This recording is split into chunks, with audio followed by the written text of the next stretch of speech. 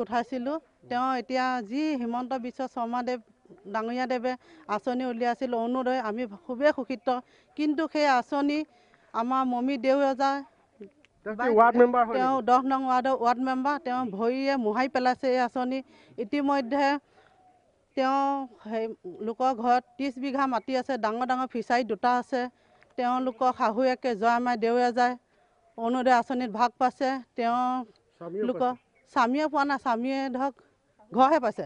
তেওঁ বোৱাৰীক আছে যিগৰাকী অংগনবাদীত কৰ্মৰত তেওঁ পাইছে এটা অৰুণোদয় আহিছে তাৰ লগতে বিজয় মই এটা কথা সুধিব বিচাৰিছোঁ বাইদেউ আপোনালোকৰ আঙুলতা ডেকা তেওঁ এগৰাকী শাসকীয় দলৰ বিধায়ক তেওঁক আপোনালোকে অভিযোগ কৰিছে নে বা তেওঁৰ স্থিতি কি এই ক্ষেত্ৰত তেওঁ তদাৰক কৰিব নালাগিছে তেওঁ তদাৰক কৰা মানে কি তেওঁৱে দুৰ্নীতি কৰি আছে আঙুলতা বাইদেৱে দুৰ্নীতি কৰিছে তেওঁ তলৰবিলাকে কিয় দুৰ্নীতি নকৰিব এই দুৰ্নীতি কৰাৰ কাৰণে এনেকুৱা যি আমি প্ৰথমে ওলাইছিলোঁ যিবিলাক ঘৰ জিঅ'টেক কৰা নাছিলে সেইবিলাকতো সেইবিলাক আৰু এজন লোক আছে মই আপোনাক সুধিছোঁ আপোনালোকে ইতিমধ্যে অভিযোগ দাখিল কৰিছে নেকি আমি 10 নম্বৰ ৱাৰ্ডৰ বৰচিলা গাঁও পঞ্চায়তৰ আমি ধৰক জিলা উপায়ুক্ত কিলিক আমি মৰিগাঁৱৰ জিলা উপায়ুক্তক আমি তেখেতক কিলিক কৈছিলোঁ যে আমাৰ জিঅ'টেক কৰিবলগীয়া এতিয়াও বহুতো ঘৰ আছে গতিকে যি অৰুণোদয় আঁচনিৰ কথা কওক আপুনি অৰুণোদয় আঁচনি অৰুণোদয় আঁচনি মানে কি কয় ধৰক ইয়াতে লিষ্টখন আছেই অৰুণোদয় আঁচনি যিখিনি ধৰক মানুহ পাব লাগে তেওঁলোকে মানে তেওঁলোকৰ ঘৰতে ধৰক কিছুমান অংগহী বংগহীক লৈ তেখেতসকলে অৰুণোদয় আঁচনি কি কয় দিছে কিন্তু ইয়াত বহুত দুখীয়া মানুহ বাদ পৰি গৈছে বহুত দুখীয়া মানুহ বাদ পৰি গৈছে আৰু লগতে যিসকল মানুহে পাবলগীয়া তেওঁলোকে পোৱা নাই আৰু তেওঁলোকৰ বটি বংশতে লৈছে আৰু টকা পইচা ঘোচ ঘাচ খাইছে চাগৰ কিমান টকাকে লৈছে 4-5 হাজাৰ মানকে লৈছে আৰু অৰুণোদয় আঁচনিৰ নামত যিখন আঁচনি 830 টকাকৈ মাহিলী এজন হিতাধিকাৰীয়ে লাভ কৰিব সেই আঁচনিখনতো পইচা ল'বলৈ উৎকোচ ল'বলৈ এৰি দিয়া নাই একাংশ ধুৰন্ধৰ পঞ্চায়ত পঞ্চায়ত আৰু লোক আছে মই বাইদেউ আপোনাৰ ওচৰত আপুনি পাইছেনে হয় নমস্কাৰ মই একো পোৱা নাই অৰুণোদয় আঁচনি আপুনি ফৰ্ম দিছিলে নাই আপোনাক ফৰ্ম দিছিলোঁ হয়তো তেওঁলোকে গাইব কৰি ৰাখি থৈ দিলে যিহেতু আমি পিছত জিঅ'টেক নকৰা ঘৰৰ কাৰণে আমি DC অফিচলৈ যেতিয়া গৈছিলোঁ তেখেতলোকে মানে মনতে কৈছে আমি যিসকল গৈছোঁ সেইসকলক আমি একো নিদিওঁ চৰকাৰে একো নিদিওঁ কি তেখেতসকলে নে বাপেকৰ ঘৰ পৰা দিব নেকি নে চৰকাৰেহে দিব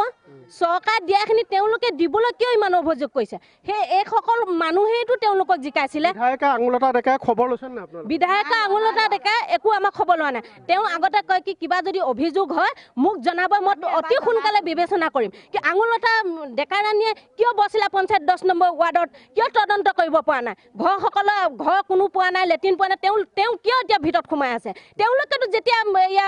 ইলেকশ্যনত আহিছিলে তেওঁলোকে হাত জোজো কৰি কৈছিলে যে আপোনালোকে কিবা অভিযোগ হ'লে মোক ক'ব হাঁহি কৈছিলে আজি হাঁহি কিয় তেওঁ খবৰ ল'ব পৰাহি নাই ইয়াত 10 নম্বৰ ৱাৰ্ড মেম্বাৰ প্ৰেচিডেণ্টে সকলোৱে যদি দুৰ্নীতি কৰিছে তেওঁলোকে বিচাৰ কিয় কৰিব পৰা নাই এই অৰুণোদয় আঁচনি আপোনাৰ হিতাধিকাৰী বাছনিৰ নামত পইচা পাতি লৈছে নেকি পইচা পাতি লৈছে তেওঁলোকে ল'ব পাৰে কিন্তু যিহেতু যাৰ নাম নাই তেওঁলোকে আকৌ ভিতৰুৱাকৈ টকা দি পেলাই তেওঁলোকৰ নাম ল'ব পাৰে বাইদেউ যিখিনি কথা কৈছে আপুনি হয় বাইদেউ যিখিনি কথা কৈছে সেইখিনি কথা ময়ো ক'ম আমি DC বাইদেউৰ ওচৰত যোৱাৰ কাৰণে যেতিয়া আমি পাছবুক আৰু হেৰি ভোটাৰ ID জমা দিবলৈ গৈছোঁ তেতিয়া কৈছে যে আপোনালোকৰ লিষ্টত নাম অহা নাই মই গৈছোঁ পঞ্চায়তত গৈ কৈছোঁ যে লিষ্টত আমাৰ নাম কিয় নাহিব তেতিয়া কৈছে তহঁতৰ লিষ্টত নাম অহা নাই মই কিয় জানো তেনেকৈ কৈছে কোৱাৰ পাছত কৈছে যে মই তেতিয়া কৈছোঁ কিয় লিষ্টত নাম নাহিব লিষ্টত নাম আহিব লাগিব তই নাই দিয়া সেইকাৰণে আমাৰ লিষ্টত অভিযোগ আপুনি পাইছে নাই পোৱা একো পোৱা নাই আমি অৰুণোদয় আঁচনি আপুনি ফৰ্ম পাতি দিছিলে নাই বৃদ্ধ পেঞ্চনো পোৱা নাই অৰুণোদয় আঁচনি পোৱা নাই মানে কাগজ পাতি দিলেও তেওঁলোকে গ্ৰেড কৰি পেলাই থৈ দিয়ে লেট্ৰিনতো হ'ল আমি কাগজ পাতি দিছোঁ ৱাটাৰ চাপ্লাই আপুনি পালে অৰুণোদয় আঁচনি আপুনি তালিকাত নাম আঁচনি জমা দিছোঁ সিদিনা লৈছে কিন্তু ঘৰ পোৱা নাই ঘৰ মোৰ ভাঙি মোৰ ল'ৰা নাই দামুৰি নাই এই দুটাই বুঢ়া বুঢ়ী সকলোৱে মুখত কিন্তু একেটা কথাই যে একেই অভিযোগ আৰু ইতিমধ্যে তেওঁলোকে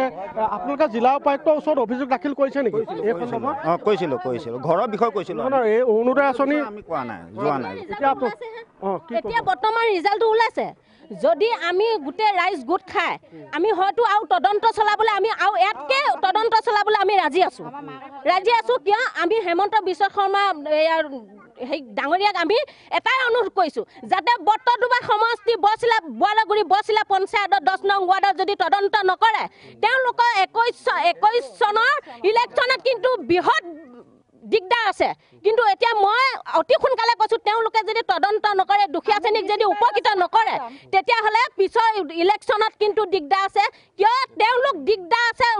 হ'ব কাৰণে তেওঁলোকো সাজু হৈ থাকক যদি তদন্ত নকৰে নিশ্চয়কৈ এয়া আছে ৰাইজৰ ক্ষোভ আৰু বট্টদৰবাৰ যিগৰাকী বিধায়িকা সেই বিধায়িকাগৰাকীৰ কথা আমি ক'বলৈ নাযাওঁ আমি দেখুৱাইছোঁ তেওঁ কি সমষ্টিত কি কাম কৰিছে কেনেধৰণে উন্নয়ন কৰিছে সেইসমূহ আমি দেখাইছোঁ কিন্তু চৰকাৰে দিয়া দুখীয়া লোকৰ যিখন আঁচনি সেই আঁচনিখনতো দেখা পোৱা গৈছে যে প্ৰকৃত যিসকল দুখীয়া লোক সেই লোকসকলক তেওঁলোকে একাষৰীয়া কৰি ৰখা যিটো অভিযোগ ইতিমধ্যে প্ৰাগৰ কেমেৰাৰ সন্মুখত তেওঁলোকে স্পষ্টকৈ কৈছে কেৱল এই গাঁওখনতে নহয় নগাঁৱৰ প্ৰান্তে দেখা পোৱা গৈছে সকলোতে একে অভিযোগ পঞ্চায়ত কাৰ্যালয়সমূহ এই মুহূৰ্তত দেখা পোৱা গৈছে যে অভিযোগকাৰী যি প্ৰতিবাদ সেই প্ৰতিবাদত মুখৰিত হৈ উঠিছে আৰু এই মুহূৰ্তত এই যিখন অৰুণোদয় আঁচনি দুখীয়া লোকৰ কাৰণে প্ৰদান কৰা হৈছিলে এই আঁচনিখনে এক সঠিক ৰূপায়ণ কৰাৰ ক্ষেত্ৰত তেওঁলোকে এক সঠিক তদন্ত বা তেওঁলোকে নিৰীক্ষণ কৰাৰ এটা প্ৰয়োজন এই মুহূৰ্তত আছে বুলি এই মুহূৰ্তত অনুভৱ কৰিব পাৰি